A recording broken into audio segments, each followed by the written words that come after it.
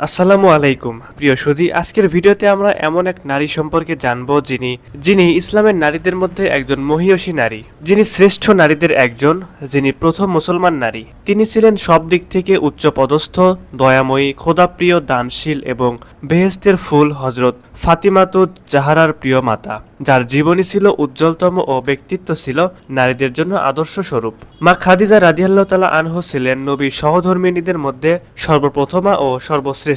জান্নাতি মহিলাদের প্রধান হজরত ফাতিমাতুজ জাহরার মহিয়সী মাতা। নবী মুহাম্মদ সাল্লাল্লাহু আলাইহি সাল্লামের নবুয়ত প্রাপ্তির পর এই মহিয়সী নারী সর্বপ্রথম ইসলাম গ্রহণ করেছিলেন। তিনি একমাত্র মহিলা যাকে দুনিয়া থেকেই জান্নাতের খোঁজ খবর জ্ঞাপন করা হয়েছিল। জাহিলি যুগের কোনো প্রকার অন্যায় বা পাপ তাকে স্পর্শ করেনি, বিধায় বাল্যকালেই তিনি তাহেরা বা পবিত্রা উপাধিতে ভূষিত হয়েছিলেন এবং এই নামেই তিনি হয়ে উঠেছিলেন পরিচিতা ও খ্যাতনামা। রূপে গুণে তিনি ছিলেন অতুলনীয়। সতী, সাধ্বী ও পতিব্রতা এই বিদুষী মহিলার গুণাবলী বর্ণনায় বুখারী ও মুসলিম সহ বিভিন্ন হাদিস গ্রন্থে বহু সংখ্যক হাদিস বর্ণিত হয়েছে। হযরত খাদিজা রাদিয়াল্লাহু তাআলা আনহা ছিলেন মহানবী সাল্লাল্লাহু আলাইহি সাল্লামের প্রথম স্ত্রী। তিনি বিখ্যাত কুরাইশ বংশের আব্দুল উজ্জা নামক পরিবারের 556 খ্রিস্টাব্দে জন্মগ্রহণ করেন। বিশ্বের ইতিহাসে যে কয়জন সম্মানিত নারী রয়েছেন তিনি তাদের মধ্যে অন্যতম। হযরত খাদিজা রাদিয়াল্লাহু তাআলা আনহা আরবের একজন স্বনামধন্য ব্যবসায়ী ছিলেন। তার বিভিন্ন পণ্যের আমদানি রপ্তানির ব্যবসায় তৎকালীন শাম দেশ তথা বর্তমান সিরিয়া পর্যন্ত বিস্তৃত ছিল।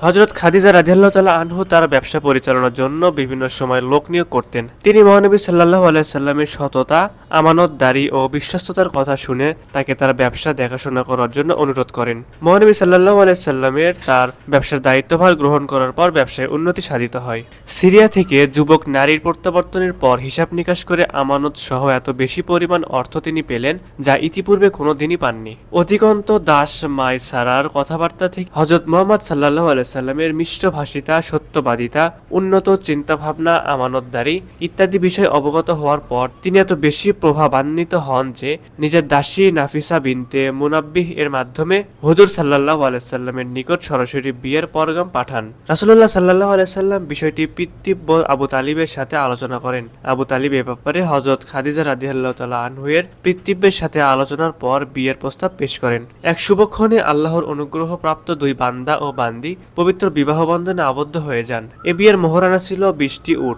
এ সময় বিবি খাদিজার বয়স ছিল 40 বছর আর রাসূলুল্লাহ সাল্লাল্লাহু আলাইহি সাল্লামের বয়স ছিল 25 বছর। খাদিজা রাদিয়াল্লাহু তাআলা আনহা-এর জীবদ্দশায় রাসূলুল্লাহ সাল্লাল্লাহু আলাইহি সাল্লাম অন্য কোনো মহিলাকে বিবাহ করেননি। রাসূলুল্লাহ সাল্লাল্লাহু আলাইহি সাল্লামের সন্তানদের মধ্যে সর্বকনিষ্ঠ ইব্রাহিম ব্যতীত অন্যান্য সকলে ছিলেন হযরত খাদিজা রাদিয়াল্লাহু তাআলা আনহা-এর গর্ভজাত। নবী দম্পতির প্রথম সন্তান ছিলেন কাসেম। অতঃপর যথাক্রমে জন্মগ্রহণ করেন জয়নব, রুকাইয়া, উম্মে কুলসুম, ফাতিমা ও আব্দুল্লাহ। দুপুত্র বাল্য অবস্থায় মৃত্যুবরণ করেন। তবে কন্যাদের মধ্যে সকলেই ইসলামের যুগ পেয়েছেন, মুসলমান হয়েছেন এবং মুহাজিরের মর্যাদা লাভ করেছেন। তিনি একজন আদর্শ নারী, আদর্শ স্ত্রী, আদর্শ ব্যবসায়ী, আদর্শ মা ছিলেন। হযরত খাদিজা রাদিয়াল্লাহু তাআলা আনহা জাহিলি যুগে জন্মগ্রহণ করেও সৎ চরিত্রের অধিকারী ছিলেন। কখনো কোনো অন্যায় ও অসৎ কাজ করেননি। মহানবী সাল্লাল্লাহু আলাইহি সাল্লামের প্রতি তার প্রবল ভালোবাসা ও শ্রদ্ধা ছিল। তিনি নারীদের কল্যাণমূলক কাজে বিশেষভাবে মনোনিবেশ করেন। তিনি বিধবা নারীদেরকে আশ্রয় দিতেন ও অবহেলিত নারীদেরকে নিজ বাড়িতে শিক্ষা দিতেন। তিনি অবসর সময়ে সেলাইয়ের কাজ করতেন।